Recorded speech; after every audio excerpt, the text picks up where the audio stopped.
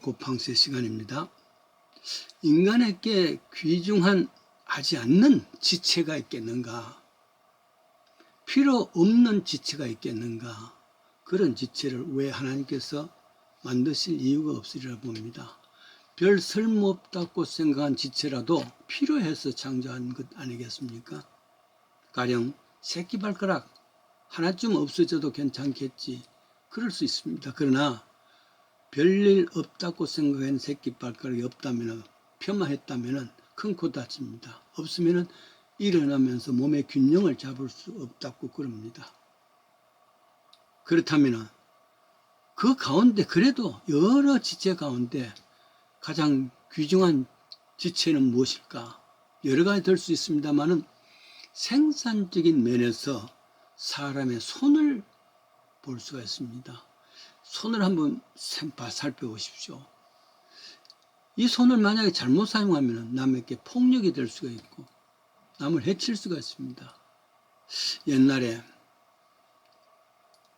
고등학교 다닐 때 담임 목사님께서 내 손을 보시더니만, 용삼아, 너 절대 주먹 내 사용하지 말라. 이 주먹은 한 대 사용하면 부서지는 거야. 죽는 거야. 다른 사람 상대가.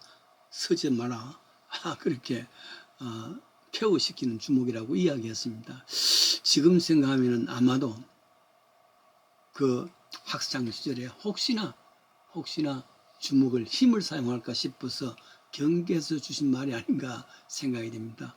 이 손에 칼을 들면, 권총을 들면 범죄자가 될 수 있습니다. 그러나 이 손에 바이올린이라든지 또 피아노 건반을 누르면 음악인이 될 수 있고, 붓을 가질 수 있다면 그림을 그릴 수 있는 사람이 될 수 있습니다. 이 손으로 남을 도우면 봉사의 손이 될 수 있습니다. 두 손을 마주 잡으면 기도의 손도 될 수 있습니다. 결국 이 손 하나 때문에 문화도 문명도 가능한 것 아니겠습니까? 물론 손이 없는 사람도 있을 수가 있습니다.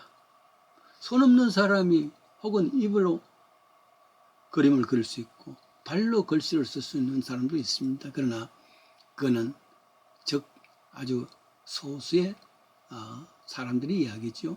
일반적으로 사용되는 것은 손이 구제의 손길 혹은 지옥에서 빠져가는 사람 건지는 선교의 손길, 구원의 손길도 될 수 있습니다. 이 손이 없다면 얼마나 불평할 겁니까? 불편할까 생각해 봅니다. 성경 마가복음이죠. 마가복음 3장에는 이 손이 있지만 손이 말라본 전혀 설 수 없는 한 사람의 이야기가 나옵니다. 불편한 것은 불편한 것이지만 그보다도 사람들 앞에서 나타나는 것 자체가 얼마나 부끄럽고 창피하겠습니까? 소문에 의하면 첫부터 이 사람이 손이 말라버린 것이 아니라 본래는 든든한 손이 있어서 정상적인 손이 있어서 석수정을 했답니다. 그 돌을 쪼아서 걸떠서 만들고 이렇게 해서 가족을 부양해 왔단 말이죠. 그런데 손을 못 쓰게 되었습니다.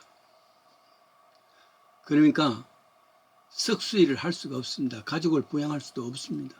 얼마나 낙심할까. 그런데 이 사람도 안식일이 되어서 가버나움에 있는 회당에 참석합니다. 아마 참석하면서 많은 스트레스와 고민을 가졌으리라 합니다. 갈까 말까? 사람들이 자기를 보면 어떡하나? 지체 부자유한 사람들이 참 남한테 그렇게 룩다운 시키면 안 되겠잖아. 그런데도 회당에 참여했습니다. 모세의 율법을 잘 지켰단 말이죠. 혹시 사람들이 볼까 싶어서 아마도 생각에 제일 뒤쪽에서 조용히 앉아 있습니다. 자, 그런데 여기에 예수님도 참석했어서 회당에서 말씀을 가르칩니다. 그러고 난 뒤에 예수님께서는 그 한편 손 마른 사람, 혹시 누가 볼까 싶어 숨어있는 그 사람을 향해서 큰 소리로 한가운데 일어나라. 영어 성경은 stand up in front of everyone. 모든 사람 앞에 서라 그랬습니다. 얼마나 황당하고 놀랐고 창피했을까. 내 손을 내밀라. 할 수가 없습니다. 그런데도 불구하고 말씀에 순종해서 사람들 앞에 일어났습니다. 순종했는 것이죠. 전혀 사용할 수 없던 손을 내밀어 보았습니다. 그런데 말이죠. 이 손에 힘이 생기고 마디마디 움직이 생겼습니다. 할렐루야. 회복이 된 것입니다. 마른 손이 치유됐단 말이 본래 손으로 회복되었습니다. 얼마나 놀랐을까? 얼마나 감개했을까? 빨리 뛰어가서 가족들한테 알리고 싶은 마음 아니겠습니까? 물론 이 비유의 목적은 아마도 예수님은 인간의 각 지체를 회복시키시는 분이다. 본래 각 지체를 창조하신 분은 하나님이시고 회복시키는 분도 하나님밖에 없습니다. 그런데 예수님께서 그 지체를 회복시킬 정도로 했으니까 예수님은 곧 하나님이시다 하는 신앙 고백이기도 합니다. 이게 최고의 목적일 줄 압니다. 다른 한편 손을 보십시오. 정상입니다. 이 손으로 글도 쓰고 일도 하고 식사도 하고 운동도 합니다. 샤워도 합니다. 이 손을 쓸 수 없는 사람은 인간의 존엄성이 유지될 수가 없겠죠. 다른 사람에 의해서 해야 될 일이 많겠죠. 이 손으로 하나님께 기도할 수 있는 손도, 또 찬양할 수 있는 손도, 다른 사람에게 사랑을 나눌 수 있는 손도 그렇습니다. 교회는 이 손을 사용해서 남에게 봉사도 하고 남을 가르치기도 하고 남에게 정말 선교의 손도 내밀어야 됩니다. 그런데 교회한 사람들이 육적으로는 분명히 멀쩡한 손들입니다. 그러나 그 마음의 손들, 영적인 손은 메말라 있는 사람이 너무 많다는 말이죠. 그래서 지금도 내 손을 내밀라 하는 것은 마가복음 3장에 있는 그 사람만이 아니라 오늘 사는 우리들, 마음이 닫혀 있고 손이 메마른 사람, 봉사도 할 줄 모르고 기도도 할 줄 모르고 남을 선교할 줄도 모르는 나를 향해서 네 손 내밀어라. Stand, stretch out in your, stretch out your hand 하십니다.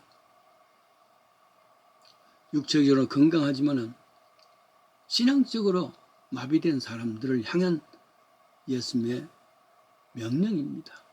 내 손을 내밀라. 영적 손마른 자, 나 자신입니다. 그 손을 한번 내밀어라 말이죠. 주저할 수도 없습니다. 창피할 수도 없습니다. 순종해야 회복의 손입니다. 오는 11월 28일은 가나안 교회 45주년이 됩니다. 성전 헌당이 이르고 감사절 예배를 드리기도 합니다. 광고를 신문에 실린 것을 보았습니다.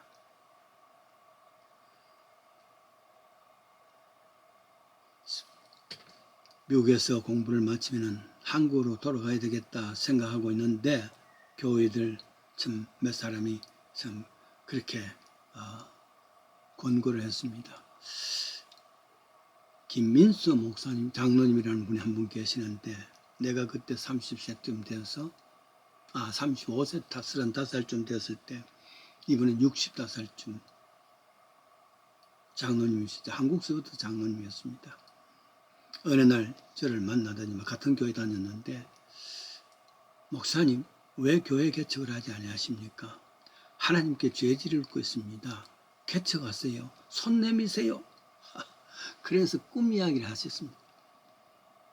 어느 날 장로님께서 꿈을 꾸신데 넓은 밭이 있고 장로님은 앞서서 고랑을 타면서 씨를 뿌리는데 그 뒤에 목사님께서 참 씨를 뿌리는데 고랑을 만들고 있는데 그 뒤에 이 목사님께서 씨를 뿌리는데 그 씨를 금방 파릇파릇하게 자라는 그거 만약에 개척하지 아니하시면 하나님께 범죄하는 거예요. 이렇게 야단하셨습니다. 그런 생각만 아니라 또 두 번째 이런 이야기도 합니다. 만약에 개척을 하셔서 교회 강단을 지킬 때에 어떤 사람들이 올라와서 목사님의 멱살을 넥타이를 잡고 끌어내렸다. 어떻게 할 겁니까? 아이고 뭐 장로님, 저는 그런 데 휘말리기를 정말 싫습니다. 쫓아내면 금방 나와야지요. 그랬다면 장로님께서 화를 내시면서, 하나님께서 맡기신 강단인데 어떻게 사람들을 끌어낸다고 한 번에 나올 수 있어? 죽기까지 그 강단을 지켜야지요. 귀한 장로님 지금은 돌아가셨습니다만 생각이 납니다. 그래요. 인간은 그의 손은 모든 것을 움켜쥐기를 원합니다. 어린아이도 이 손 철봉대 잡아도 달리고 지탱할 수 있습니다. 어린아이라도. 손에 이 악에 힘이 셉니다. 그러나 예수님께서는 이 손을 펴시라 그랬습니다. 이날 할렐루야 아멘 하고 하나님께 영광 돌리는 손이 되어야 되겠고, 성경에는 그 마가복음 3장 6절에 이 사건이 일어나고 난 뒤에 바리새인들이 나가서 헤롯 왕과 함께 어떻게 예수를 죽일고 의논하더라. 은혜의 장수 아닙니까? 손 마른 사람이 나왔습니다. 할렐루야 박수치고 하나님 앞에 브레이징 투가 영광을 돌립시다 해야 되는데 이 예수를 잡으려고 애를 그런 상황입니다. 그것은 자기 것을 움켜잡으려는 그런 마음 때문이죠. 표시해야 되고 이 손을 스트레치 아웃 해야 되겠고, 그것을 통해서 남을 봉사하고 찬양하고 하나님께 기도하고 영광 돌리는 그런 인간의 본래의 모습으로 돌아옵니다.